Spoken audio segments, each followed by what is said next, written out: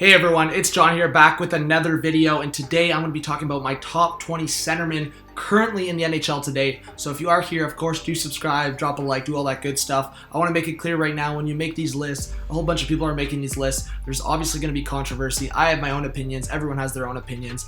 I do feel very confident in this list. Let me know your thoughts. There are some names that I do feel some people will be disappointed in, and that's why I'm going to talk about some honorable mentions. So right off the bat, I'm going to talk about Jonathan Toews. So Toews, a lot of people feel or felt, based on NHL Network's list or other people's lists, that Toews should be a top 20 centerman. You know what? There's a lot of debate for me, and this was the toughest one. I decided to leave Toews off the top 20 list for a few reasons. One, this was his first major productive year in a while, and that was due to the fact that he was playing with Patrick Kane. Yes, Toews had a very good bounce back year, and on both sides of the ice he was playing very well, but obviously in some aspects it was boosted by playing with Patrick Kane. And I think if you look at a guy like Anze Kopitar, who's also off my top 20 list, he's an honorable mention. He didn't play with very good players. We're talking about Alex Iafallo or a Dustin Brown. So you're comparing those two guys to Patrick Kane, it's night and day completely. So I think if you're looking at Toews and Kopitar, both sometimes inconsistent. Toews, in terms of his defensive zone, he's been very consistent over his career. But if you look at Toews and what he did this year and what Patrick Kane did, the Blackhawks still didn't make the playoffs. And I'm not saying obviously the LA Kings were anywhere close, but Kopitar had very little help. And I think in terms of their 200-foot game, two-way game, I think they're very similar. And I also have Kopitar off this list. So I think Kopitar is a bounce-back candidate, and obviously I'm going to make a bounce-back video, so look out for that. But a few other honorable mentions. I think Elias Pettersson's another one. You know what? I don't have him on my top 20 list, more because he has so much time to be on that top 20 list. He has so much time to be on the top 10, top 5 list potentially. He is going to be a superstar in this league for years to come. He already is, in some sense, a superstar in this league. I just think he has a lot to work on as well. The 200-foot game, when we're just talking about plays like Kopitar and Toews, but I do think Pettersson is that upcoming superstar for sure. A couple other names just to mention. I think Matthew Barzal's there. I think Dylan Larkin. Bo Horvat might be a little bit of a hot take. Names like that, and if I do leave out a name, let me know. But I do think that it's very difficult to make a list like this. There obviously is going to be a lot of controversy, and I just think in general, another name just to throw out there would be Ryan Getzlaf. I think in general, we can all agree that the names I'm going to list here are the best in the league. So I'm going to get right into the list, and of course, you can leave your comments after you watch the video. So let's get right into number 20, which is Sean Monahan. I think Monahan, you saw what he did with Gaudreau. Obviously, the Flames had a disappointing stint in the playoffs. But Monahan, when you're putting up over 70 points, over 80 points, and you're learning the defensive side of things, I think Monahan, it'd be foolish to leave him off this list, and that was the tough thing for me. I was debating between a few players here, and would I really take Monahan off this list for Johnny Toews? Yes, Monahan had Gaudreau, but Toews had Kane, and Monahan, then the Flames made the playoffs. Monahan has had more productive years, and I just look into next year and think Monahan's the better bet to have a better year. So I have Monahan at number 20, and I think Monahan with Gaudreau is going to be one of the ridiculous duos again for this upcoming year. Number 19, Kuznetsov. So Kuznetsov, the Caps, the Cup run, they finally won the Stanley Cup. I think Kuznetsov this past year had another great year, but I still think there's other names ahead of him, more because he's more of the production value guy. He's more of in that top situation, in that top line situation with Alex Ovechkin, one of the best snipers all time. I think Kuznetsov was put in a great situation. I still think he's a top 20 centerman, no doubt. But I do think there's other players ahead of him that have that full centerman game. And I'm going to talk about another one of his teammates that do display that. Number 18, Sean Couturier. That's a guy that plays that full game. He was a huge reason why the Flyers could finally say they had a top line with sliding Giroux over to the left wing. And I think Giroux obviously has been a big reason why Couturier has found offensive production and offensive success in the last 2 years.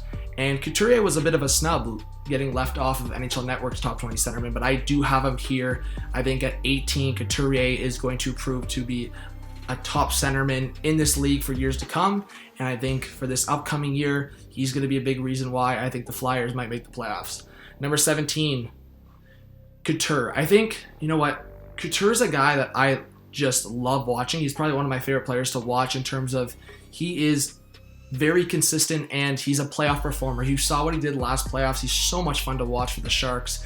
And another one would be Hurdle, that I love those couple players in the San Jose Sharks roster that, you know what, not enough attention I feel like gets paid to the Sharks until you see them in the playoffs. And I love what Couture did with the Sharks, specifically in the playoffs, and I think it'd be foolish not to have him in a top 20 centerman list. Number 16, Sebastian Aho. So Aho has a lot to learn as well, but I think it's foolish, and another foolish one, to ignore his skill set. You know what? How he controls the neutral zone, he puts up the points. The Hurricanes had that long playoff run, and he was the best player on the ice for a lot of the playoffs, and I think he was overlooked because, yes, he wasn't scoring those big clutch goals, but overall I think Aho has been the most consistent, and just when he controls the puck, even when he was drafted, I think Aho was always a guy that we were looking out for. And I think Sebastian Aho, for me, is just on the verge of becoming a top 15 centerman. I have him at 16. I think there's a few others in front of him that provide similar skill sets, and that would be a Nick Backstrom. So Backstrom has that control in the offensive zone. He has that control in the neutral zone, but he's much more responsible in the own zone versus a guy like Aho. I think Backstrom has been severely underrated throughout his whole career, and he provides everything that a team wants in a centerman. The playmaking ability, he can score. He's a perfect example of what you want on the power play, and you want him on the ice for the defensive faceoffs at the end of the game. So I think Backstrom just provides all of that. I think I have him as that top 15 centerman, and of course I just think maybe he would be even higher if he was more explosive in the offensive zone. I think that's why sometimes he does get ignored. I think maybe that's why you see Kuznetsov on the top line and Backstrom handling his own things on his own line. But I do believe Backstrom has always been underrated, and I think having him as a top 15 centerman for myself does say a lot. Number 14, Tyler Seguin. So Seguin, for me, is another one that I just want to express that, you know what, he has had inconsistencies, but his skill level and what he possesses is huge. He has the size, he has the ridiculous shot. We've seen in the past when he gets going with a guy like Jamie Benn. Yes, Jamie Benn had a rough year, but Tyler Seguin as a whole is a ridiculous skill set. So I think for Seguin, we're going to expect to see 80 plus points this upcoming year. I have him at 14. I think he's another guy that could be higher. I just think he's been at some points a little too inconsistent, but the fact that he's top 15 does say a lot for him as well. Number 13, Brayden Point. So I never thought I would say that a guy like Brayden Point would be ahead of a guy like Tyler Seguin. You know what? Point came out and was ridiculous. Yes, the Lightning did struggle in the playoffs. They got swept. That's not even a question that they struggle. But Brayden Point throughout the season proved that he is a very good two-way centerman, and when you put up over 90 points, that says something. I don't think it was a fluke. Maybe he'll be kind of like a Barzal situation, but we saw a little bit of him in the previous season, and I just think Brayden Point going forward has to be considered a top 15 centerman. Yes, if he does flop next season, which I highly doubt, maybe he comes out of that top 20, but I have to go off based on what I think going forward and what I saw this past year, and I do believe Brayden Point is a top 15 centerman. Number 12, Jack Eichel. So Eichel, for me, is just getting better, and you saw over that streak with the Buffalo Sabres what Eichel was doing, what Eichel did last year for Jeff Skinner. I think when you see a guy like Eichel just continually getting better, and it's been a slow process for him, it's been kind of frustrating with the Sabres not making the playoffs, but I think in a couple of years we're going to look back and laugh a bit, but in a good way for Eichel. I think he's going to lead the Sabres back in the playoffs sooner rather than later, and I think in a couple of years we're going to talk about Eichel being a very good top 10 centerman in the league. Number 11, Evgeny Malkin. You know what? I had some interesting conversations with people. I think Malkin's an interesting one because not last year, but the year before, we were talking about him potentially being a top 5 centerman in the league. And last year changed things for a lot of people. It changed things for me as well. I have him at number 11. I think, you know what? I think there's a lot of debate here. I think he could be a top 10 centerman. I have one centerman that I have to make an explanation on here why I have him ahead of Malkin. But you know what? Malkin was very to be blunt, lazy last year. And whether it was the arguments with Kessel, whether it was lazy on the back end, the defensive zone, losing his man on transition, I saw a lot of that from Malkin. Yes, he put up production still, and throughout his career, he has been very consistent. But last year threw, I think, things off a lot for a lot of people. So I think for Evgeny Malkin, for me, he's definitely a top 15 centerman. I think my debate was hovering around whether he's 9, 10, or 11 on my list. I have him at 11. The two ahead, maybe you could argue a little bit, but I think there always is going to be debate on a top 20 list. Number 10, Ryan O'Reilly. So this is the one I was going to talk about. Ryan O'Reilly won Conn Smythe. He won the Stanley Cup.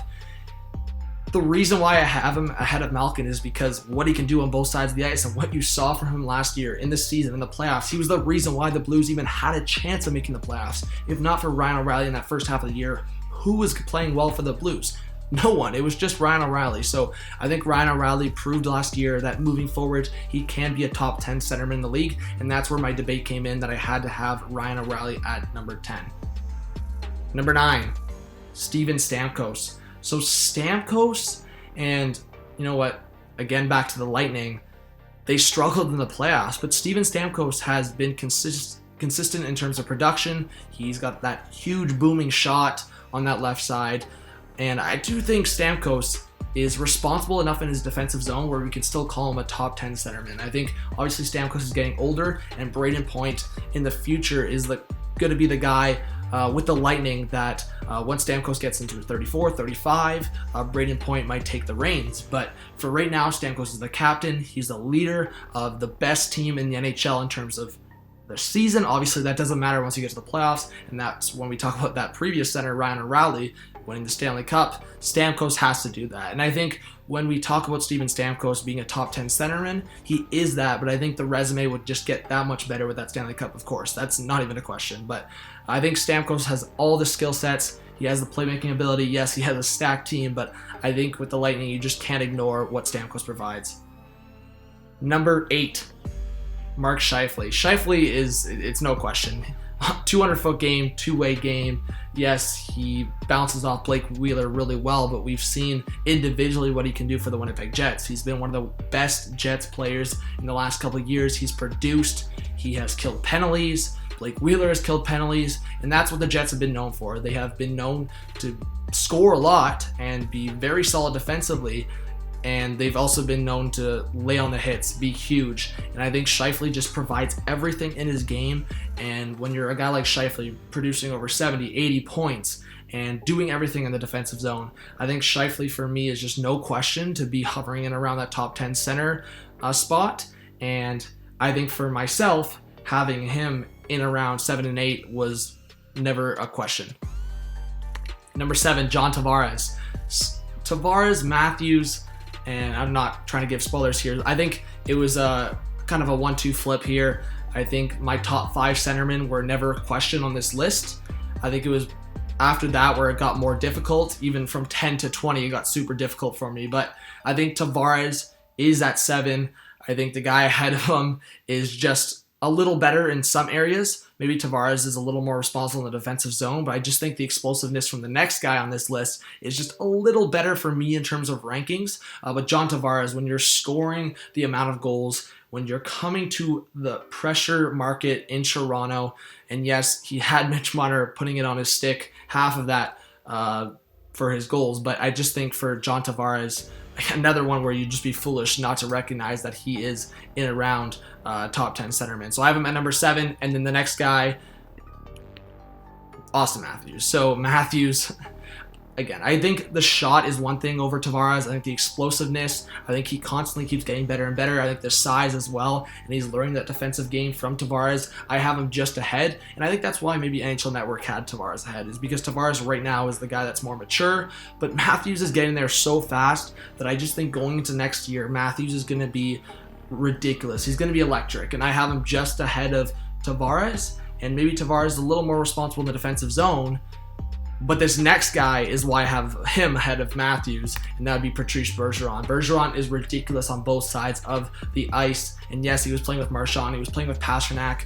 But I think for Bergeron, and I'm not going to say exactly what his point per game was, I don't have that in front of me, but Bergeron was one, in terms of top 20, top 30 point producers, Bergeron was the best, or one of the best point per game players. He had that injury and he still came back and just went off for the Bruins. He was a key piece in why they went back to the Stanley Cup final, and I think Patrice Bergeron for me was always number 5. I think these upcoming 4 are no doubt top 4 centermen in the league, and that's number 4, Alexander Barkov. So Barkov has been ridiculously underrated up until now. I think finally people are realizing what kind of player Barkov is, both sides of the ice. I think for me in the last 2 years, even though the previous year he wasn't, but I think in the last 2 years he was not nominated in my mind for a Selke. I think he's been that type of player. I think he's put up points at a ridiculous rate, and for a team that's been under the radar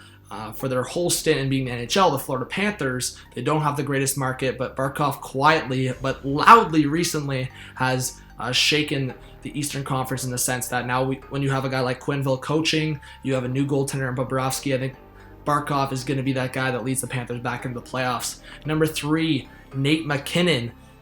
This could be a flip, I guess, for the Nova Scotia natives, but I think for Nate MacKinnon, he's still just behind Crosby, because I feel like if you're looking at Sidney Crosby, he provides so much, and he's been kind of overshadowed by Connor McDavid, where Nate MacKinnon got the spotlight when he carried the Avs to the second round of the playoffs. I think that's maybe where people look at Nate MacKinnon and say he's now ahead of Crosby, but I think Crosby just provides that patience, that, you know what, that undervalued leadership that a lot of teams lack, and Nate MacKinnon's getting there. Gabriel Landeskog is obviously the captain on the surface, but Nate MacKinnon's getting there, and I think MacKinnon is obviously at this point in their careers is more explosive than Crosby, and I think his shot is better than Crosby, but Crosby, I could go on for a long time on what he provides, and I think a lot of people have forgotten that. So just to go on Sidney Crosby, captain of the Penguins still. The Penguins did make the playoffs, obviously didn't go well. You're getting swept by the Islanders, and that was a huge disappointment. But I just still, I can't say Crosby, and I had a little bit of a debate going on for a while that Crosby wasn't even below McDavid, but I think now we're looking at Connor McDavid, and he's just the best. He is number 1. He's the most explosive. He, in the last 2 years in a lot of minds, was a Hart candidate, and the Oilers didn't even make the playoffs. He is ridiculous at some points. I mean, now Draisaitl's helping him out, but he was dragging Chris Russell. He was dragging Ty Ratty at that time. Last year, he was, I mean, when you're putting your head in your lap because Koskinen can't catch a puck. But you know what? I think Connor McDavid is no doubt the best centerman in the league. His explosiveness, his speed, his shot in tight, what he can do with the defensive zone, balancing his whole game with his speed and with his leadership. I think Connor McDavid is no question the number 1 centerman in the league. So thank you guys for watching. Let me know what you think about my list. And this is why I don't want to read too much into stats, because, and I didn't tell you guys about stats too much in here, because I think some people, and this is where it's kind of frustrating, look too much into the numbers, look too much into the surface stats, whether it's points or plus minus, and I just don't like that. Sometimes, whether it's analytics or just eye test in itself, I think sometimes you just need to watch, and sometimes you need to do more research, and sometimes you just need to look at what the player is doing today versus what they've done in the past, or what they're doing today versus what you think they're going to do in the future. And I think that's difficult for some people. I tried to balance that out as much as possible in this video and in doing my top 20 list. Hopefully you let me know, give me your opinions on these videos, on my lists, all of that. But thank you for watching. Subscribe if you're new. Drop a like. Every like does mean a lot for the channel. This was John from Hot Take Hockey. Have a good one. Peace out.